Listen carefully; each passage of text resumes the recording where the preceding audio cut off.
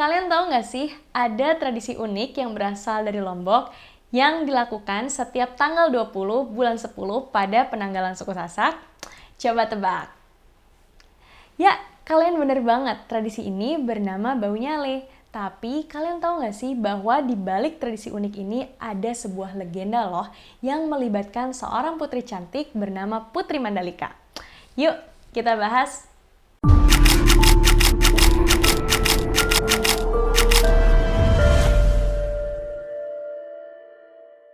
Jadi, pada zaman dahulu kala, ada sebuah kerajaan yang sangat besar dan juga sejahtera terletak di Pulau Lombok.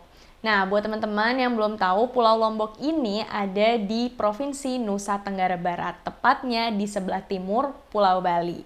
Nah, dikisahkan ada seorang putri cantik bernama Putri Mandalika. Nah, ada beberapa versi nih yang mengatakan bahwa Putri Mandalika ini berasal dari kerajaan yang bernama Tonjang Beru. Ada juga yang mengatakan bahwa Putri Mandalika ini berasal dari kerajaan Sekar Kuning. Nah, tapi either way, Putri Mandalika ini dikisahkan seorang putri yang sangat-sangat cantik dan juga memiliki perangai atau sifat yang sopan, santun, dan juga baik hati. Jadi, pokoknya baik banget lah sama sekitarnya, bahkan kecantikan dan kebaikan dan juga sifatnya yang sangat-sangat bagus ini terkenal sampai ke seluruh negeri. Sampai-sampai banyak sekali pangeran dari berbagai kerajaan itu yang penasaran akan kecantikannya Putri Mandalika. Saking penasarannya mereka ini pengen banget bertemu langsung dengan Putri Mandalika dan juga bahkan memperistri Putri Mandalika. Mendengar hal itu, Putri Mandalika nih sempat dilanda kegalauan antara senang tapi juga agak galau nih ketika banyak banget pangeran yang ingin melamar Putri Mandalika. Kenapa sih Putri Mandalika ini bisa galau? Jawabannya adalah karena Putri Mandalika merasa bahwa kerajaannya dan rakyatnya saat itu berada dalam keadaan yang baik-baik aja. Masyhur, makmur, damai, sejahtera. Sehingga Putri Mandalika ini agak takut ketika ada lamaran dari pangeran-pangeran tersebut yang ditolak. Nah, takutnya nanti pangeran-pangeran tersebut sakit hati atau mungkin nanti kerajaannya itu menyerang kerajaan dari Putri Mandalika. Akhirnya Putri Mandalika nih bener-bener banyak pikiran, overthinking, dan bingung banget. Pokoknya gimana ya caranya biar ketika ada yang melamar itu tidak membuat perpecahan dan kerajaannya ini hancur. Sampai suatu hari akhirnya Putri Mandalika ini mengundanglah semua pangeran yang ingin melamarnya. Dan Putri Mandalika ini diem dulu nih, berpikir dengan matang gimana caranya cari solusi. Sampai suatu hari akhirnya Putri Mandalika udah memantapkan pilihannya. Coba tebak, apa kira-kira jawabannya dari Putri Mandalika?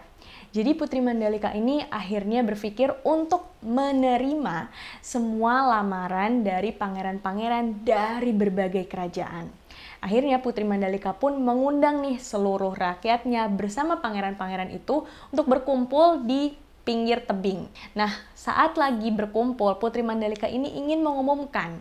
Jadi pengumumannya kurang lebih kayak gini. Hai rakyatku, pokoknya saat ini aku menerima semua lamaran. Dan aku, Putri Mandalika, milik kalian. Aku akan menjelma menjadi nyale yang bisa kalian manfaatkan dan juga kalian nikmati setiap tanggal 20 dari bulan 10 penanggalan suku Sasak. Kurang lebih kayak gitu. Buat teman-teman yang belum tahu nyale itu apa, jadi nyale ini adalah bahasa Sasak dari cacing warna-warni. Nah, udah dipahami ya, nyale adalah artinya cacing warna-warni. Jadi Putri Mandalika ini ingin menjelma menjadi cacing warna-warni. Nah, terus pas mendengar hal tersebut, balik lagi nih ke cerita. Pas mendengar hal tersebut, rakyat-rakyat ini kayak kebingungan, maksudnya apa sih?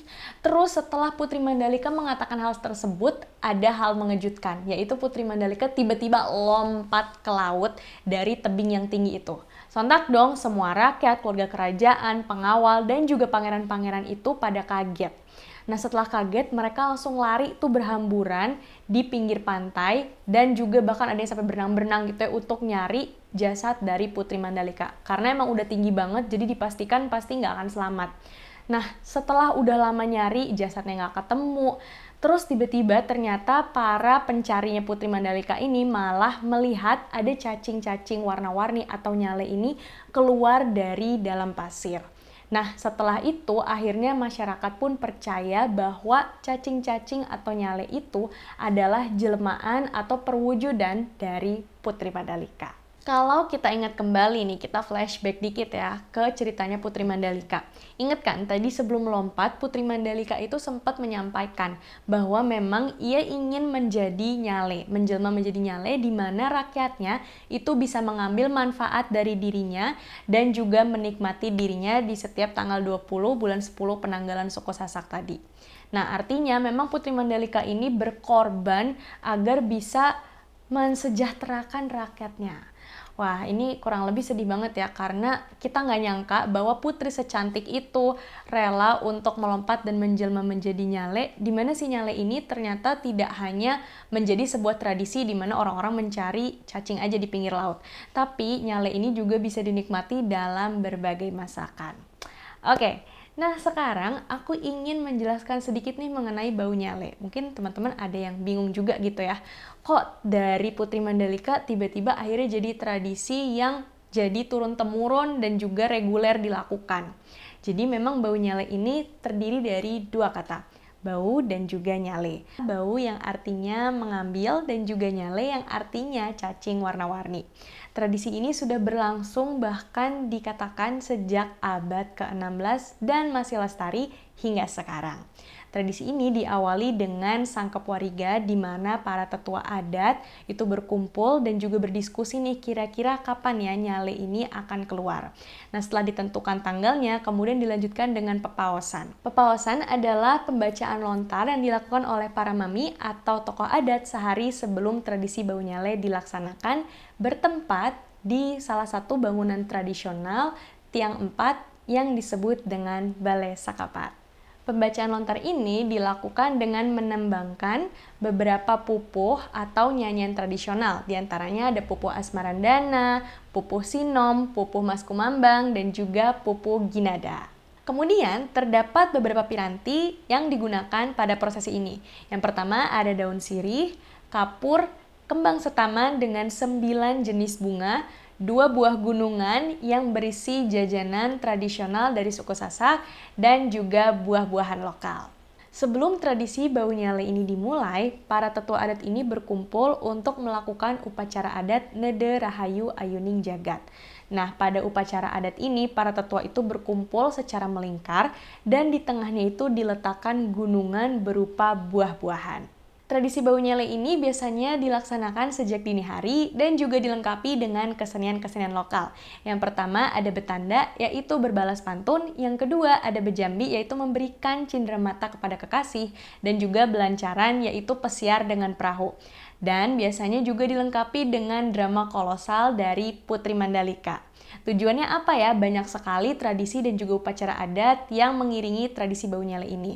Yang pertama yaitu untuk memohon keselamatan dan yang kedua untuk menghormati Putri Mandalika itu sendiri. Masyarakat Lombok dan juga khususnya suku Sasak ini sangat percaya bahwa tradisi bau nyale ini syarat akan makna dan juga penuh dengan filosofi baik.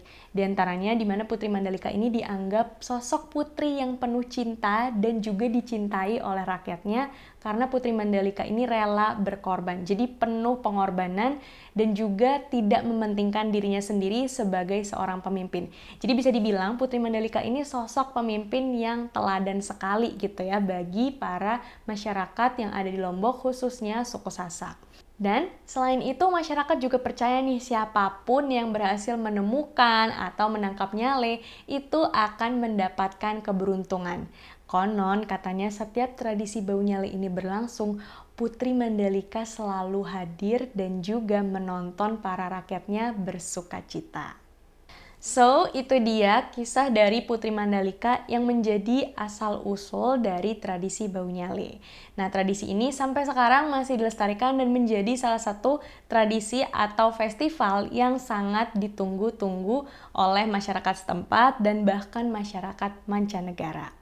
Nah, dari cerita ini kita bisa mengambil intisari lah ya, mengambil pelajaran bahwa sebagai sosok pemimpin kita ini harus penuh cinta dan juga kita harus bisa menebar kebaikan, dan yang paling penting pemimpin itu pasti mengutamakan kepentingan orang banyak dibandingkan dirinya sendiri. Kalau teman-teman masih menemukan ada beberapa hal yang kurang tepat dalam cerita tadi, atau misalkan ada yang belum aku sebutkan, boleh banget teman-teman kasih tahu di kolom komen, atau bahkan nih teman-teman menemukan bahwa pelafalan aku saat menyebutkan beberapa istilah dalam bahasa Sasak itu masih salah, boleh banget juga dibantu koreksi di kolom komen. Kalau kalian suka dengan video ini, dukung aku terus dengan like, subscribe, dan juga nyalakan lonceng notifikasinya biar kalian gak ketinggalan nih di video-video aku berikutnya. So, bye! See you on the next video!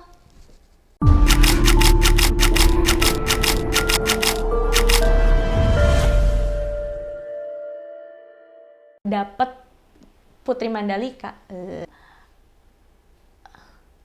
Pupuh Asmarandana, Pupuh Sinom, Pupuh Mas